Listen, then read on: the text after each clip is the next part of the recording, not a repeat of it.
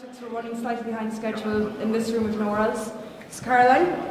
Caroline Carswell. I'm just going to be talking about sound effects and very much how technology influences her life and sound around her. Okay, I'm not going to hold you because you don't want to hear me. This is Caroline.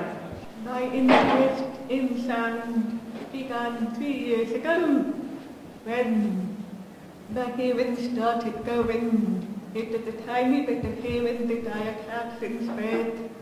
And at the same time, this radical new technology called the Cochlear implant was being offered to me. And everybody was saying to imagine when we are able to hear sound that you never heard before. And anybody to be asked to imagine that is very challenging. It's like being asked to describe something you have never seen or felt with your hands. So that was a call for a very powerful imagination. And at the same time, we were talking about classrooms changing, that learning spaces. They're going to be totally different, as Dorothy said this morning. So we again have to imagine how sound will react in those environments. How is everybody going to get the clarity that they need? When the teacher is talking or when group work is in progress, that is another question about sound.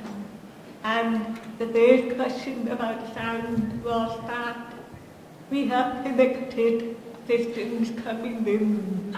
The schools will be connected, homes will be connected, our whole lives will be connected. Again, how will sound respond and be managed in those situations?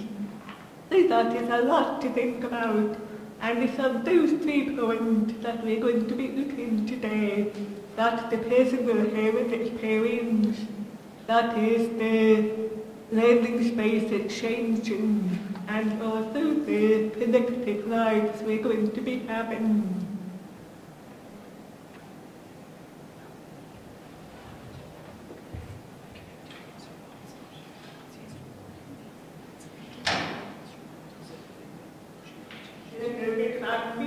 My name is Caroline, which you know already. I founded Irish Deaf Kids 7 years ago as a means for teachers and parents to find the best way to learn about working with the kids they might have in their care. Because before I became, there is no benchmark, no reference point on mainstream education or other technologies that we would be using.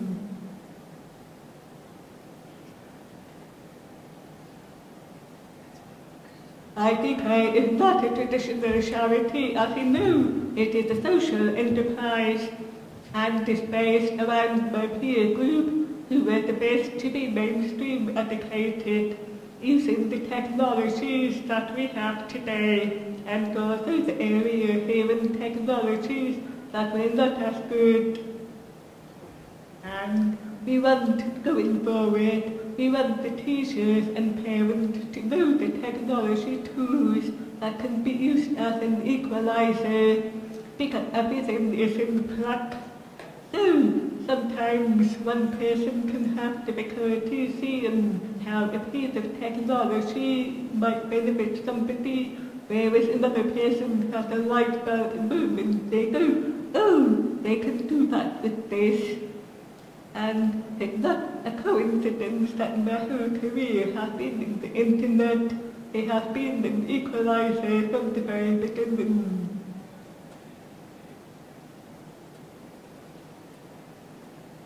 That again reminds us why technology is important, because hearing shapes everything that we use today. The phone was invented by Graham Bell. He wanted to make a hearing aid for his wife, and instead he made a phone, which is ironic because a lot of stuff people can't use the phone, but that will change as the technology for hearing evolves and grows. And again, from Google we have been concept who is the chief engineer, he has hearing issues himself, and when he was researching some years ago, he wanted to share information with his fellow researchers instead of using the phone. So he created a file system to exchange files, and that became the early internet as we know it today. And again with the SMS text. In Finland, when the inventors saw the potential to save cost by sending text instead of voice, that's when SMS text became universal, and those three communication options all came from hearing issues. So that really makes me think we might not be having this conference today if it wasn't for these three inventions. And then everything is in flux, as we said. The technology moves every day, as we saw this morning. It's very hard to keep up. And we have the captioning here. If you were in a very loud classroom, for instance, the captioners here, whether they're in the room or not, they still have to hear what the instructor is saying and what's being said in the classroom. So that's one challenge for them. And as well as that, we have to take responsibility for captioning ourselves. If the kids are making a video in class, it really helps to have captions so that everybody knows what is being said. And that's a really useful skill to teach the kids, if you think of it.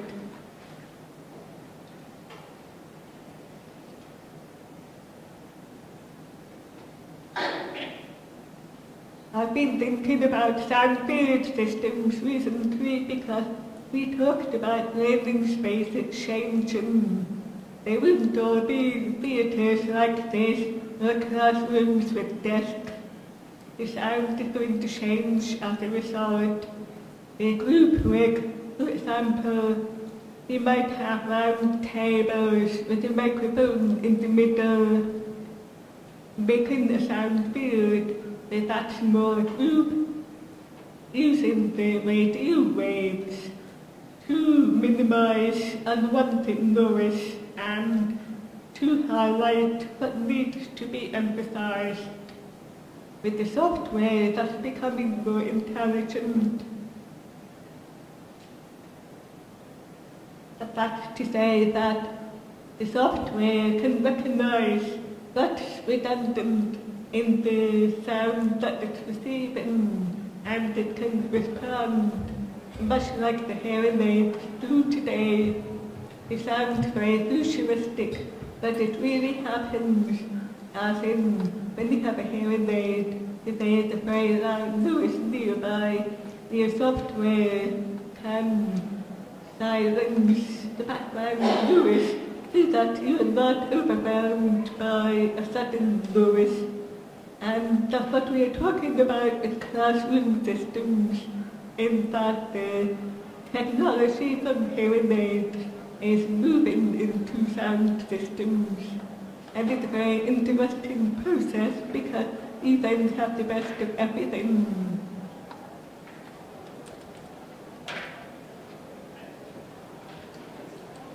Some people might ask what this is. It's an audiogram of how we hear, and if you have a hearing test, this is what you will have. It will look slightly different.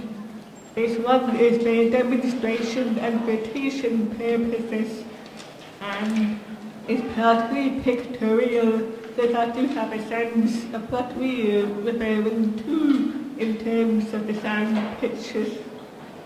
And just very quickly, most people would have some ability at the normal level. I prefer the word typical, but it says normal here. Whereas if somebody is very mildly hard of hearing, they might not hear the bird in the picture, they might not hear the leaf they might not hear the bridge. It just depends where your pitch is in the ear that you will hear. And if you don't hear those three items, that can suggest that your hearing is not as sharp as it might be. But that's not to worry about. As we look at later, it's just an example of what you might need to look out for in terms of your own hearing ability. Whereas at the bottom of the scale, you have the jet plane that is taken off, and that's at 120 decibels, which for most people is profound deafness, and it means your hearing might start at that level, that you might not hear anything above that level. So that's what we say when we mean somebody is profoundly deaf. And still in the profound range, you have the rock band with the drums, and we have the motorbike and the lorry on the left. So what we are saying again is somebody with profound hearing issues might not hear anything quieter than those items at the base of the chart. But,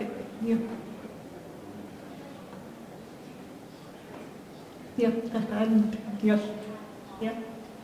So, just to give you an example, my lateral hearing ability without hearing devices is the same as the jet plane. So, that's right at the bottom of the scale. That means I have nearly no usable hearing, but with hearing devices in school, it came up too severe. So I was able to hear the man walking, I was able to hear the doors slamming, just that background noise with old analog hearing aids. Whereas with digital hearing aids about 10 years ago, I started to hear the speech sounds, which are in the green shape, that's known as the speech banana. And at that stage, with digital hearing aids, I didn't hear words really. I might have heard some of the letters, but not enough to make a word, if that makes sense. All of that changed with the Cochlear implant, which was 2 years ago, and my hearing is now pretty much at the top of the scale, which is really good. I'm able to hear the birds and the leaves and the bridge, and that's been the real eye-opener. So what we're saying is the technology, particularly in recent years, the technology for hearing has evolved, that it can be mapped to what you need yourself in your hearing range. And that's really powerful because it can be fine-tuned. At the same time, it doesn't mean you hear every word that is spoken, because that way background noise can be so evil. We are trying to pick out from the mixed noise. We're trying to pick out the words from the Bible, if you like, and it's the same for English language learners as well, because they are unfamiliar, or maybe unfamiliar with the words that the teacher is using. So all of that is worth thinking about, because we have a lot more control over the sound that we receive than we might think.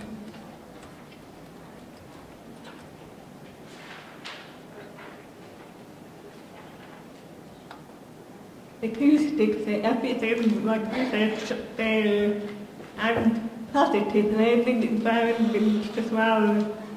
So, if you have the possibility to improve your classroom acoustics, there are ways, and there are articles on IDK to do that. If you'd like to drop a mail, feel free to ask for more information, because we have a lot of detail about that. and it benefits everybody because the classroom is quieter, the kids are more relaxed, the teachers have less voice issues, they do the rest.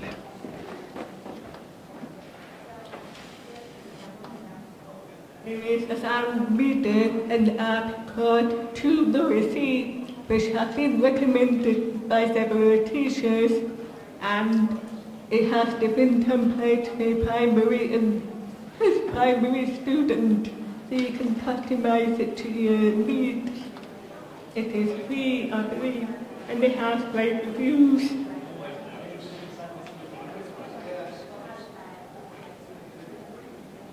Again, there's another reason the kids in their classroom might be making a bit too much noise. It could be that they have damaged their ears very slightly with iPads. If they play at the loudest level, they potentially damage their hearing within 5 minutes, and that's a very short time space, especially if they listen a lot on the earbuds for long times. So it is worth giving the kids a lesson on how not to listen too high to their iPods, because it will pay off later in life.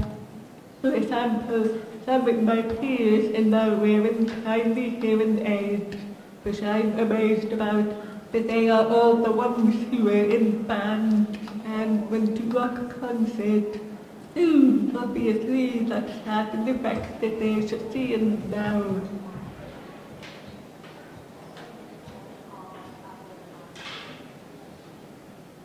We are now seeing hearing technology move into mobile phones. The value aid is one example. It is the modern version of what Alexander Graham Bell was working on when he invented the phone in the first place. And this app has great potential for the developing world, in that it's low cost, accessible. It has a test that's built in, and it's worth checking out. You can also get USB microphones that are intelligent, and the blue mic be on the iPod in this picture. It has, again, intelligent adaptation, so you can acclimatize to what you need with apps, and you can use it to both record and to amplify. So, again, that's hearing technology moving into sound appliances.